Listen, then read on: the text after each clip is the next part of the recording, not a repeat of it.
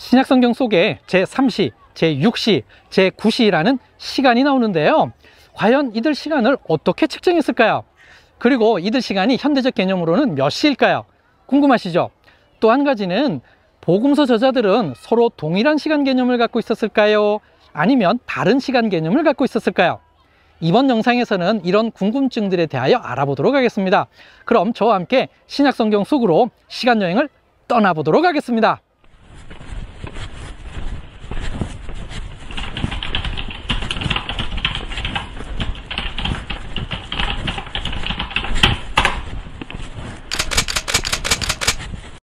고대의 일상생활 속 시간 측정은 해의 기울기와 그에 따른 그림자를 통해 측정했습니다.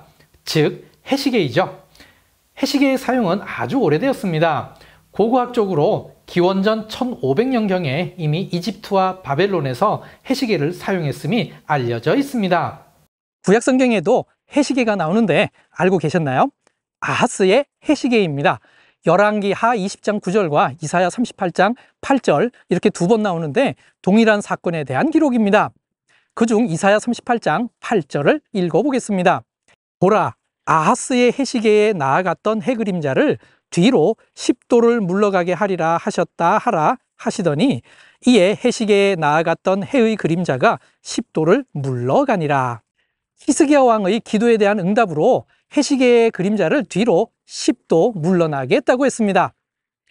저는 지금 성서식물원으로 알려져 있는 네오트케두밈에 와 있는데요. 제 뒤로 보이는 것이 아하스의 해시계입니다. 고대 이집트 문헌과 바벨론 문헌을 참고해서 복원해 놓았는데요. 작동 원리는 이렇습니다. 아침에 해가 뜨면 이 벽으로 인하여 그림자가 만들어지는데요. 이 그림자가 계단을 따라 점점점 내려오는 것으로서 오전 시간을 표시합니다. 한낮에는 바로 머리 위에 있기에 그림자가 없고 오후가 되면 해가 이 벽으로 인하여 그림자가 만들어지는데 이 그림자가 계단을 따라 올라오는 것으로서 오후 시간을 표시합니다. 지금 시간은 오후 2시 51분입니다. 그림자가 네 번째 계단을 막 걸쳐지고 있습니다. 아하스의 해시계를 히브리어로 하면 마알롯 아하즈입니다. 뜻은 아하스의 계단입니다. 그래서 계단 모양으로 해시계를 복원해 놓은 것입니다.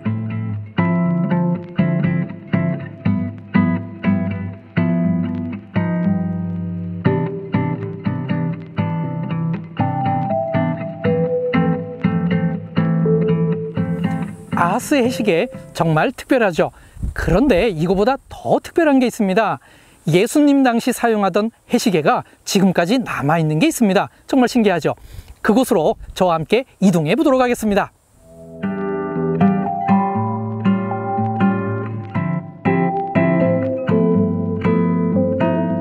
저는 지금 무세온 에레치 이스라엘에 와 있습니다.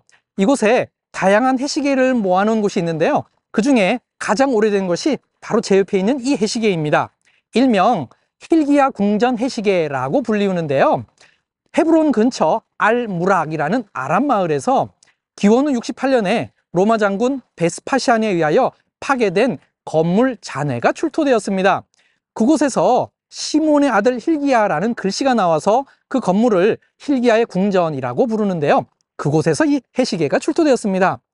그렇다면 이 해시계는 1세기 때 실제 사용한 것이고 다시 말해 예수님 당시 때 사용한 해시계인 것입니다. 이 해시계가 예수님 당시 사용되었던 전형적인 해시계 모양입니다. 로마, 그리스, 그리고 바벨론, 심지어 이집트에서도 이런 모양의 해시계가 출토됩니다. 이 해시계에는 11개의 눈금이 있는데요.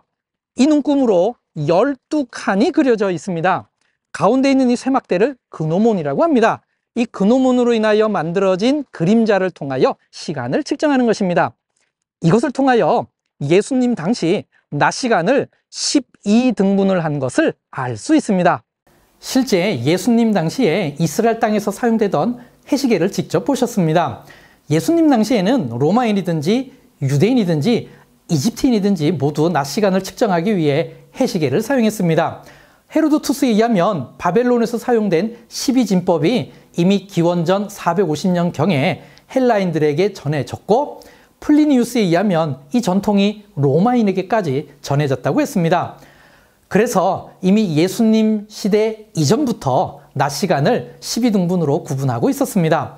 아울러 이에 대칭으로 밤 시간도 엄밀하게는 12등분으로 구분했습니다. 해시계는 밤에는 사용할 수 없으므로 밤에는 물시계를 사용했습니다. 당시 천문학의 발달로 낮과 밤의 길이에 대한 연구가 활발하게 이루어져서 하지, 동지, 그리고 충분, 추분의 개념도 있었습니다. 먼저 하지의 시간을 보겠습니다. 하지는 낮이 아주 길고 밤이 아주 짧습니다. 그래서 하지의 이 긴 낮 시간을 12등분하니 하지의 1시간은 오늘날 시간으로 75분 정도 됩니다. 동지는 그 반대입니다. 밤이 길고 낮이 상대적으로 짧습니다. 그래서 동지 때의 낮 시간 중 1시간은 현대 시간으로 45분 정도입니다. 해의 길이에 따라 시간이 달라지는 것을 당시 사람들도 어느 정도 알고 있었습니다. 충분과 추분은 그 중간이었습니다. 일상생활을 하는 낮 시간을 좀 더 구체적으로 설명드리겠습니다. 항상 일출과 일모를 기준으로 했습니다. 해가 뜨기 시작하면, 즉 해시계의 그림자가 생기기 시작하면 이것이 0시입니다. 그리고 해가 지면, 즉 해시계에서 그림자가 없어지면 제12시입니다. 한낮에 해가 가장 높을 때가 제6시입니다. 즉 정오인 것이죠. 그리고 해 뜬 후부터 정오의 중간 지점이 제3시입니다. 동일한 개념으로 해가 가장 높은 지점에서 해가 지는 중간 지점이 제9시입니다. 즉 일출과 일모를 제외하면 제3시, 제6시, 제9시가 가장 중요한 시간인 것이죠. 그래서 성경에서도 이 세 가지 시간이 가장 자주 언급된 것입니다. 즉 낮 시간이 4등분되어 있는데 이 사이사이를 각각 3등분으로 나누면 모두 12시간이 되는 것입니다. 그리고 밤 시간도 개념상으로는 12등분되어 있지만 경비병 근무교대를 위해 이를 4등분해 놓았습니다. 그래서 1경, 2경, 3경, 4경으로 표현한 것입니다. 이와 같은 시간 개념은 지역적 구분 없이 당시 보편적 개념이었습니다. 다시 말해 로마 시간과 유대인 시간이 다르지 않았다는 것입니다. 그러니 공간복음과 요한복음 및 사도행전에서의 시간도 모두 이와 동일한 개념의 시간입니다. 그럼 당시의 시간은 현대의 시간으로는 어떻게 될까요? 늘 변하는 시간이므로 정확하게 표현할 수가 없습니다. 그래서 해 뜨는 시간을 평균적으로 오전 6시라고 보고 계산하는 것이 일반적입니다. 성경에서 말하는 제1시는 6시부터 7시 사이가 되는 것이고 제2시는 7시부터 8시 사이가 됩니다. 제3시는 8시부터 9시 사이가 되는 것이죠. 즉 일반적으로 6시간을 더해서 계산하면 됩니다. 그러면 제12시는 오후 6시가 되는데요. 사실 이 시간에는 아직 해가 지지 않죠. 그러니 이 계산은 정확한 것이 아니라 단지 어림잡아 이렇게 표현하는 것일 뿐입니다. 로마는 밤 시간도 마찬가지로 경계병의 근무 시간을 위해 4등분했습니다. 해가 진 후부터 한밤중의 절반 정도까지가 제1경이고 그 이후 한밤중까지가 제2경입니다. 한밤중에서 날이 새기 절반까지가 제3경, 나머지 해 뜰 때까지가 제4경이었습니다. 한밤중, 즉 자정을 기준으로 제2경과 제3경이 구분되었습니다. 문헌을 통해 보면 유대인들은 밤 시간을 3경으로 나누었는데 복음서에는 밤을 4경으로 나눈 것으로 보아 복음서의 밤 시간은 당시 통용되던 로마식 기준에 따른 것으로 보입니다. 이에 대해서는 특별한 이견이 없습니다. 그럼 낮 시간은 어떨까요? 혹시 유대인 시간과 로마식 시간이 서로 달랐을까요? 다르지 않고 동일한 시간이었습니다. 낮 시간을 12등분으로 나눈 시간 개념에 있어서는 차이가 없었습니다. 당시 시간 측정을 위한 다른 방법이 없었기에 다른 시간을 가질 이유가 없었던 것이죠. 물시계가 있었지 않았느냐 하는 반론이 있을 수 있는데요. 당시 물시계로 하루 전체의 시간을 보편적으로 측정할 만큼 기술이 발달되어 있지 않았습니다. 단지 원로원에서 연설 시간을 조절하는 짧은 시간을 측정하는 데 이 물시계가 사용되었습니다. 이와 유사한 기능을 하는 모래시계는 훨씬 후대에 나왔습니다. 요약하면 예수님 당시 모든 나라는 해와 그 그림자로 시간의 흐름을 측정했습니다. 그렇다고 유대인 개념과 로마인 개념이 완전히 똑같은 것은 아니었습니다. 중요한 차이가 하나 있었습니다. 시간에 대한 개념은 동일했지만 날짜 개념에 있어서만큼은 서로 달랐습니다. 유대인은 해가 진 후 그 다음날 해가 질 때까지가 하루였습니다. 이 개념이 안식일 개념에 고스란히 남아있고 지금까지도 그렇게 지키고 있습니다. 안식일뿐만 아니라 모든 명절도 이 개념을 따르고 있습니다. 그러나 로마인들에게 있어서 하루의 시작은 달랐습니다. 로마인들은 자정, 즉 제2경과 제3경의 경계 부분을 하루의 시작으로 보았습니다. 크게 두 가지 이유 때문이었는데요. 첫째, 전쟁을 치르는 작전 개념 때문이었습니다. 날이 밝으면 전투를 시작해야 하는데 이를 위해 제3경부터 기상해서 전투 준비를 했습니다. 그래서 하루의 시작을 자정부터로 보았던 것입니다. 단지 부지런해서가 아니라 전략적으로 해가 뜨자마자 전투를 치르는 것이 여러모로 유리했기 때문입니다. 둘째, 법적인 문제 때문이었습니다. 낮 시간은 해의 길이에 따라 계속 달라지기에 낮 시간을 법적 기준으로 삼을 수 없다고 보았습니다. 또 로마 제국이 워낙 넓어서 지역에 따라 해의 길이도 다르다는 것을 알고 있기에 더더욱 해의 길이에 기준을 두지 않고 한밤중을 기준으로 삼았던 것입니다. 당시 로마의 고위 관리인 호민가는 로마를 하루 이상 떠나면 안 되었다고 했습니다. 제3경의 로마를 떠나서 제2경이 끝나기 전에 돌아오면 낮 시간에 근무는 하지 않았지만 하루 이내에 돌아온 것으로 여겼습니다. 아울러 생일도 자정에서부터 자정까지로 여겼습니다. 이렇게 날짜에 대해서는 다른 개념을 갖고 있었지만 유대인이나 로마인이나 일상생활에서는 서로 아무런 불편함이 없었습니다. 왜냐하면 모든 활동은 주로 낮에 이루어지는데 낮에 대한 시간 표현은 서로 동일하기에 서로 어려움이 없었던 것입니다. 자, 그럼 이제 가장 중요한 질문이 하나 남아 있습니다. 복음서의 시간 개념이 동일한 개념이라면 왜 공간복음과 요한복음의 시간에 대한 기록에 차이가 있을까요? 특별히 해석에 문제되는 구절은 예수님의 십자가 처형 시간입니다. 공간복음을 정리하면 예수님께서는 제3시에 즉 오전 9시에 못 박히셨고 제6시에서 제9시 사이에 어둠이 내렸고 제9시 즉 오후 3시에 운명하셨습니다. 비교적 순서대로 잘 정리되어 있습니다. 그런데 요한복음은 좀 다르게 기록되어 있습니다. 요한복음에서는 예수님 순환기사 전체에서 시간에 대한 언급은 이 한 구절밖에 없습니다. 제6시인데 이때 예수님을 재판하고 있는 것으로 기록되어 있습니다. 어떻게 된 것일까요? 그래서 이 문제를 해결하기 위한 견해 중에 이런 견해가 있습니다. 공간복음은 유대인 시간이고 요한복음은 로마식 시간이라는 것입니다. 로마식 시간은 자정을 기준으로 해서 시간을 계산하기에 현대의 시간과 같다고 설명하고 있습니다. 그러면 좀 쉽게 해결이 됩니다.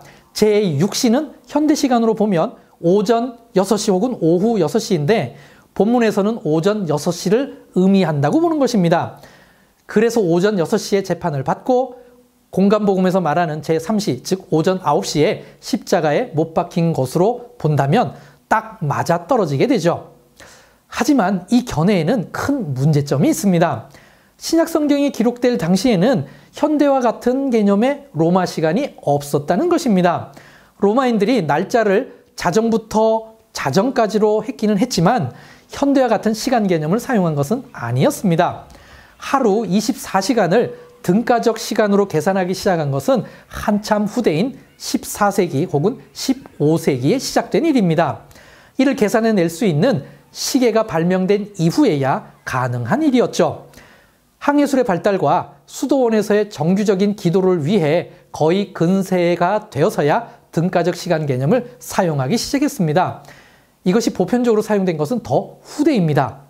그렇다면 요한복음의 이 불일치를 어떻게 설명해야 할까요?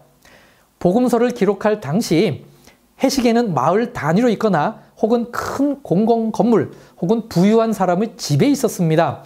손목에 차고 다니면서 일일이 시간 확인을 할 수 있던 시절이 아닙니다. 그러니 일반 생활에서는 일출과 일몰과 함께 해의 위치를 고려한 제3시, 제6시, 제9시 이렇게 세 가지 시간이 중요했고 또 이것만으로도 일상생활은 무난히 가능했습니다.